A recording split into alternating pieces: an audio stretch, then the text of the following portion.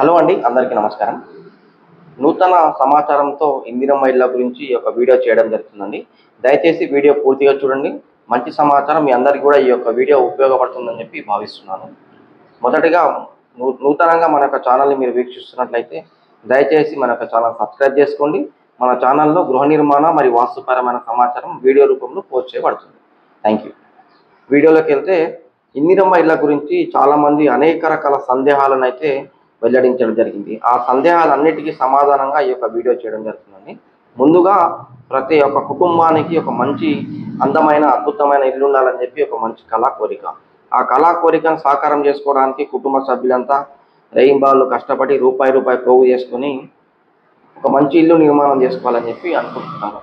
వాళ్ళ యొక్క కళని సాకారం చేసుకోవడానికి అటు కేంద్ర రాష్ట్ర ప్రభుత్వాలు కూడా తమ వంతుగా ఆ కళను నెరవేర్చుకునేందుకు కృషి చేస్తున్నాయి.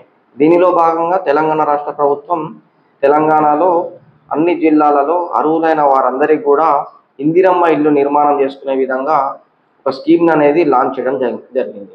దీనికి సంబంధించి ప్రతి ఒక్క గ్రామంలో బెనిఫిషియర్స్ని విడతల వారీగా 4 దఫాలుగా వాళ్ళని స్క్రూటినీ చేసి మొదటి దఫా, రెండవ దఫా, మూడవ దఫా, 4వ దఫా ఈ విధంగా ఒక్కొక్క దఫాలో ఒక్కొక్క కేటగిరీని వారిని చేర్చి ఒక లిస్ట్ అనేది తయారు చేయడం జరిగింది. దీనికి సంబంధించి మొదటి దఫాలో చాలా మందికి ఇందిరమ్మ ఇల్లు నిర్మాణం చేసుకోమని చెప్పి ప్రొసీడింగ్స్ అనేది ఇవ్వడం జరిగింది. ప్రొసీడింగ్ ఇవ్వడంతో పాటు వారికి ఏ విధంగా ఇల్లు నిర్మాణం చేసుకోవాలని చెప్పి తెలంగాణ హౌసింగ్ కార్పొరేషన్ వారితో రూపొందించబడిన ఒక నమూనా ప్లాన్ని కూడా ఇవ్వడం జరిగింది. దానికి సంబంధించి బెనిఫిషియర్స్ ఎవరైతే అర్హులు ఆ ప్రొసీడింగ్ కాపీ నమూనా ప్లాన్ని తీసుకున్న తర్వాత ఏ విధంగా ఇల్లు నిర్మాణం చేసుకోవాలని చాలా సందేహాలను అయితే వ్యక్తపరచడం జరిగింది.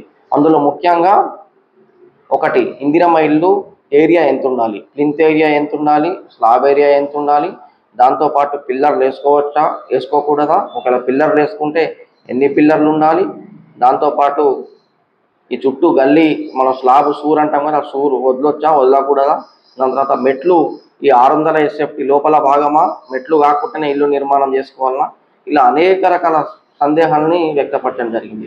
ఆ సందేహాలన్నిటి కూడా వీడియో రూపంలో సమాధానం చేద్దామని చెప్పి ఈ యొక్క వీడియోని రికార్డ్ చేయడం జరుగుతుందండి.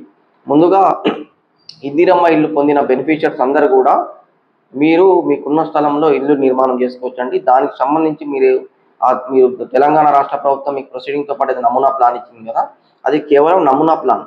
అది ఏదో ఒక రోడ్ని ఉద్దేశం చేసుకొని ఇచ్చింది. చాలామంది ఏం చెప్తున్నారంటే అది వాస్తు కూడా లేదని చెప్తున్నారు. ఈ మధ్యకాలంలో చాలామంది కూడా వాస్తు ప్రకారం ఇల్లు నిర్మాణం చేసుకుంటున్నారు కాబట్టి దాని ప్రకారం ఇల్లు నిర్మాణం చేసుకుంటే వాస్తుకు ఉండట్లేదని చెప్పి కూడా వ్యక్తపరచడం జరుగుతున్నది. సో రెండవది అయితే మీరు ఇల్లు నిర్మాణం చేసినప్పుడు ఏరియా ఎంత ఉండాలి, ప్లింత్ ఏరియా అనేది ఎంత ఉండాలని చెప్పి కూడా చాలామంది తెలియజేయడం జరిగింది. దీనికి సంబంధించి 400 SFT లోపు ఉండకూడదు, 400 SFT నుంచి 600 SFT పైన ఉండకూడదు. అంటే 400 లోపు 600 పైన ప్లింత్ ఏరియా SFT అనేది ఉండకూడదు. ప్లింత్ ఏరియా అంటే ఉత్తరం గోడ నుంచి తూర్పు గోడ, దక్షిణం గోడ నుంచి పడమర గోడ, పొడవు వెడల్పు మన ఇంటి చుట్టూ 4 గోడలు కడతాం కదా, ఆ 4 గోడలు పొడవు వెడల్పు తీసుకుంటే 600 SFT కంటే మించి ఉండకూడదు. ఒకవేళ మించి ఉన్నట్లయితే మీరు ఇందిరమ్మ స్కీమ్కి అనర్హులుగా ప్రకటించబడతారు.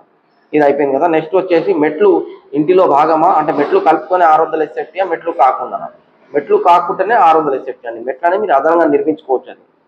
అది 5 ఫీట్ల 6 ఫీట్ల మీ ఇష్టం. దాని తర్వాత ఇంటి చుట్టూ బాల్కనీ అంటారు కదా, సూర్ అంటారు కదా, సూరు పెంచుకోవచ్చా, పెంచుకుంటే మన ఇబ్బందా? అది సూర్ అనేది పెంచుకోవచ్చు అండి, మీ ఇష్టం. అది మీకున్న స్థలాన్ని బట్టి మీరు సూరు పెంచుకోవచ్చు. 600 SFT అనేది కేవలం ప్లింత్ ఏరియా. నేను చెప్పాను కదా, ఉత్తరం గోడ నుంచి తూర్పు గోడ, దక్షిణం గోడ నుంచి పడమర గోడ, 4 సైడ్ల గోడలు పొడవు వెడల్పు కొలిచినప్పుడు 600 SFT కంటే మించి ఉండకూడదు. సూరు స్లాబ్ ఎక్స్టెండ్ అనేది మనకి ఇష్టం వచ్చినట్టు చేసుకోవచ్చు. దాని తర్వాత పిల్లర్లు వేసుకోవచ్చా వేసుకోకూడదా? పిల్లర్లు అనేది వేసుకోవచ్చు అండి, అది మీ ఖర్చు మీద డిపెండ్ అయి ఉంటుంది. పిల్లర్లు అనేది వేసుకోవచ్చు. అది 4, 6, 8, 9 అని చెప్పి మీ యొక్క ప్లాన్, మీరు యొక్క రూపొందించిన ప్లాన్ని బట్టి ఆ పిల్లర్ల అకౌంట్ అనేది కూడా తెలియజేయడం జరుగుతుంది. అయితే ఇప్పుడు ప్లాన్ ఏ విధంగా తీసుకోవాలి అని చెప్పి మీరు అనుకున్నట్లయితే మీకు దగ్గరలో ఉన్న వాస్తు తెలిసిన ఇంజనీర్ని కన్సల్ట్ అయ్యి మీకున్న ఏరియాలో 600 SFT లోపు ప్లాన్ ఇవ్వమని చెప్పి కోరితే వారు దానికి సంబంధించి మీకు కావాల్సిన సింగిల్ బెడ్రూమా, డబుల్ బెడ్రూమా, అటాచ్డ్ వాష్రూమ్ కావాలన్నా వద్దా, పూజా రూమ్ కావాలన్నా వద్దా, ఇవన్నీ కూడా తెలుసుకొని దానికి సంబంధించి 600 SFT లోపు ఇందిరమ్మ ఇల్లు డిజైన్ చేసి మీకు ఇవ్వడం జరుగుతుంది. ఆ ప్లాన్ కాపీని తీసుకుపోయి మీరు మేస్త్రి గారికి ఇచ్చినట్లయితే మేస్త్రి గారు దాని నుంచి ఆ యొక్క ప్లాన్ని స్టడీ చేసి దాని ద్వారా ముగ్గు మార్కింగ్ చేసి నూతన గృహ నిర్మాణానికి కావాల్సిన ప్రారంభ కార్యక్రమం అనేది ఏర్పాటు చేసుకోవచ్చు. దీనికి సంబంధించి బిల్లులు ఏ విధంగా వస్తాయని చెప్పి కూడా తెలియజేయడం జరిగింది.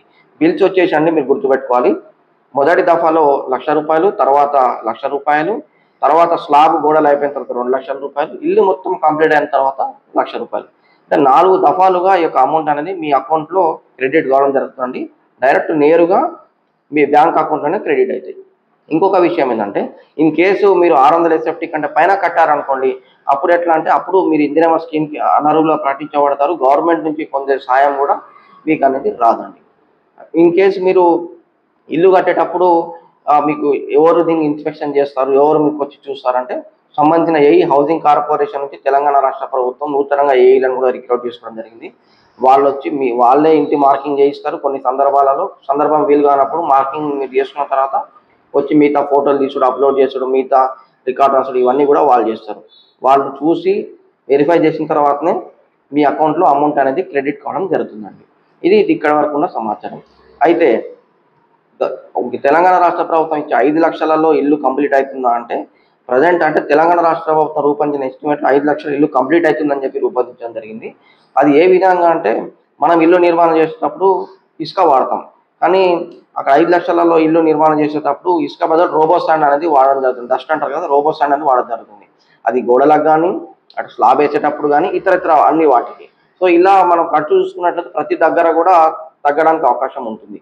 మనం ఏం చేస్తామంటే పిల్లర్లు వేసుకుంటాం, లోపల డబల్ కోట్ ప్లాస్టరింగ్ చేస్తాము, దాని తర్వాత మన ఫ్లోరింగ్ బండలు ఇవన్నీ కూడా మనకు నచ్చినట్టు మనం చేసుకుంటాం. కాబట్టి ఈ విధంగా అయితే మనకు నచ్చినట్టు మనం కట్టుకోవాలి ఇందిరమ్మ ఇల్లు అన్నప్పుడు తెలంగాణ రాష్ట్ర ప్రభుత్వం 5 లక్షలతో పాటు ఇంకో అదనంగా ఇంకో ₹5 లక్షల మనం యాడ్ చేసుకుంటే మనకు నచ్చినట్టు ఇల్లు అనేది కట్టుకోవడానికి అవకాశం ఉందండి.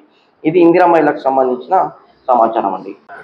ముఖ్యంగా మీరు గమనంలో పెట్టుకోవాల్సిన విషయం ఏంటంటే, ఇందిరమ్మ ఇళ్ళ నిర్మాణం చేసేటప్పుడు ప్లింత్ ఏరియా అనేది 600 SFT కంటే మించి ఉండకూడదు.